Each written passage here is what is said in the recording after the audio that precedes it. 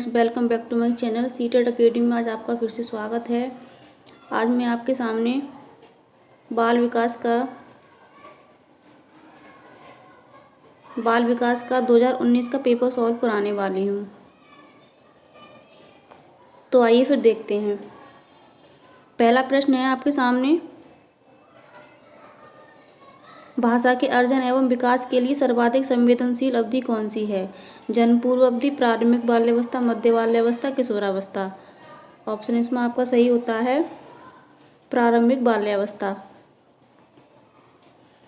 अगला प्रश्न है आपका, निम्नलिखित में से कौन सी लॉरेंस कोलबर्ग के द्वारा प्रस्तावित नैतिक विकास की एक अवस्था है?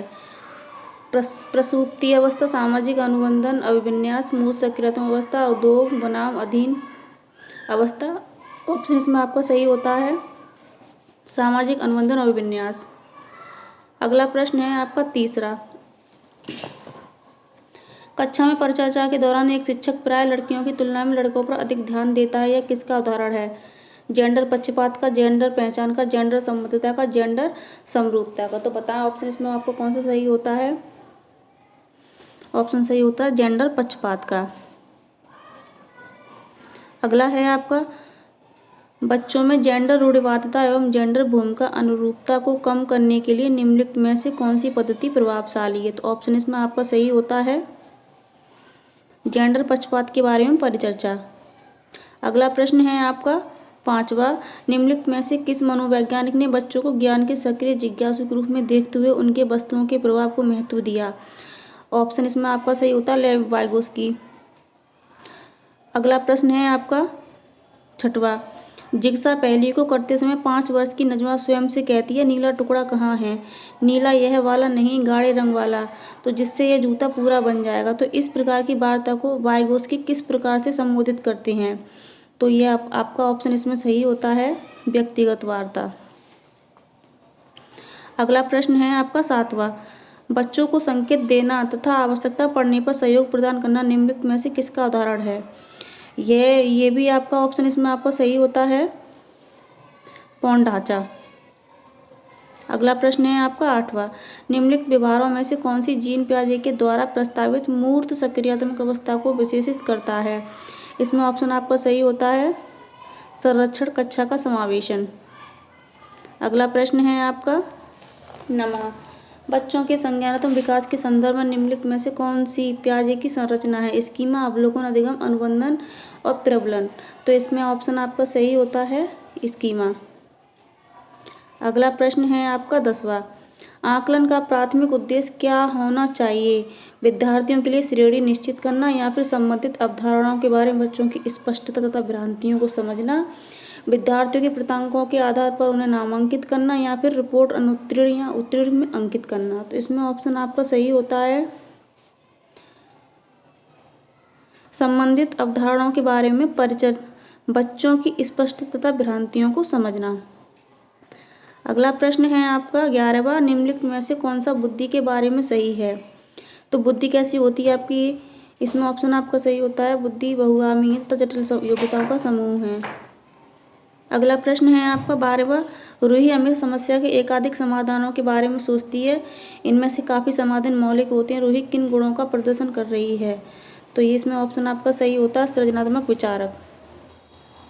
अगला प्रश्न है आपका 13वां, शिक्षण अधिगम प्रक्रिया में वंचित समूह से संबंधित विद्यार्थियों के द्वारा सहभागिता कम होने की स्थिति में एक शिक्षक को क्या करना चाहिए?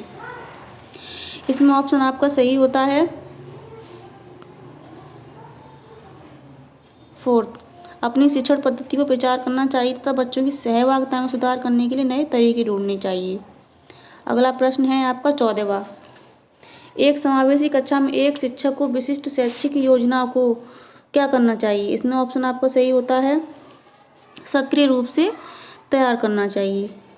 अगला है आपका पठन वैकल्प, बच्चों के प्राथमिक लक्षण क्या है? पठन वैकल्प का मतलब होता है, अगर आपको ये सब समझ में नहीं आता है तो इसमें इंग्लिश में लिखा हुआ है जो आप देख रहे हैं, ये लिखा हुआ है डिसलेक्सिया, ये लिखा हुआ है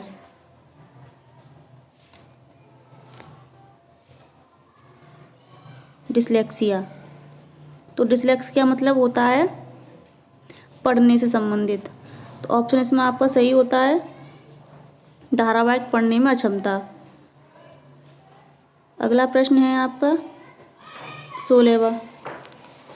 शिक्षा का अधिकार अधिनियम 2009 में उल्लेख की गई समावेशी शिक्षा की अवधारणा निम्नलिखित में से किस पर आधारित है? तो इसमें ऑप्शन आपका सही होता है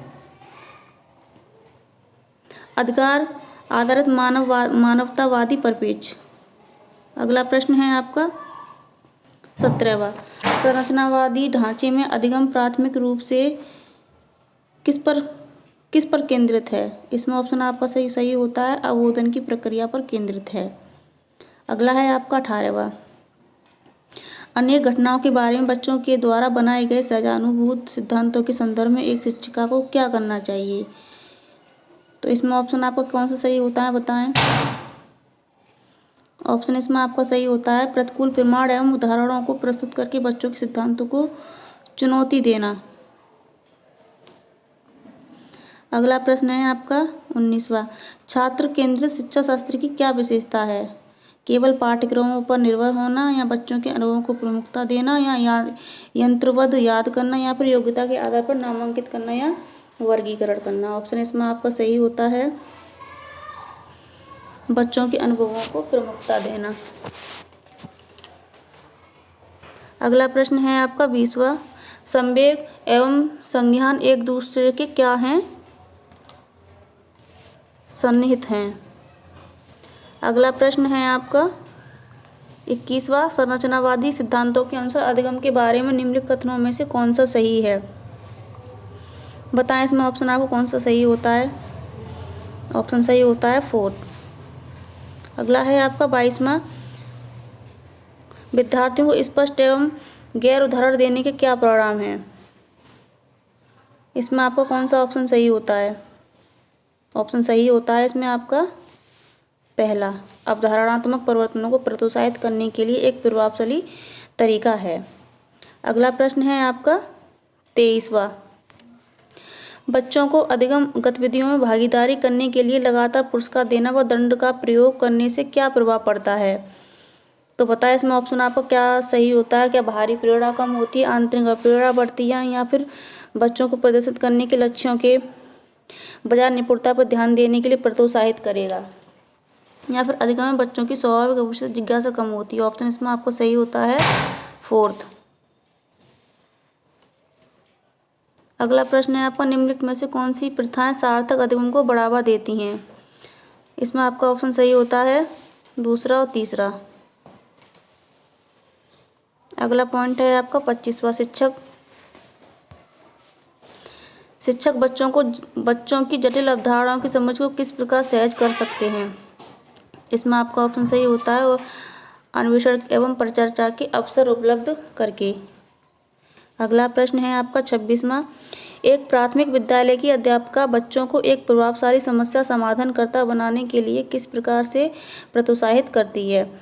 तो इसमें आपका ऑप्शन सही होता है 4, बच्चों को सहजानुभूत अनुमान लगाने के लिए प्रोत्साहित करके तथा उसी पर आधारित विचार मंथन करके। अगला पॉइंट है आपका 27। निम्नलिखित अवधि में से किसमें शारीरिक वृद्धि एवं विकास तीव्र गति से घटित होता है? तो इसमें ऑप्शन आपका सही होता है शैशवावस्था एवं प्रारंभिक बाल्यावस्था। अगला पॉइंट है आपका 28। निम्नलिखित में से कौन सा विकास का सिद्धांत नहीं है? विकास जो जीवन पर्यंत होता है, विकास परिवर्त्य होता है, विकास अनुवंशिकता एवं पर्यावरण दोनों द्वारा प्रभावित होते हैं, या फिर विकास सार्वभौमिक सांस्कृतिक संदर्भ से कोई प्रभाव नहीं होता? ऑप्शन में आपका सही होता है 4। अगला है आपका 29। व्यक्तिगत भिन्नताओं का प्राथमिक कारण क्या है? इसमें आपका सही होता है आनुवंशिकता एवं पर्यावरण के बीच जटिल पारस्परिक क्रिया है। अब है लास्ट ऑप्शन आपका 30। निम्नलिखित में से कौन सी द्वितीय समाजीकरण एजेंसी का उदाहरण है? तो इसमें ऑप्शन आपका सही होता है विद्यालय एवं मीडिया। आज का वीडियो हमारा यहीं समाप्त होता है। अगर आपको हमारा वीडियो अच्छा लगा हो तो लाइक और सब्सक्राइब कीजिएगा और चैनल को सब्सक्राइब कीजिएगा, जो भी हम नई वीडियो डालें तो वो आप तक पहुंच जाए। Thank you.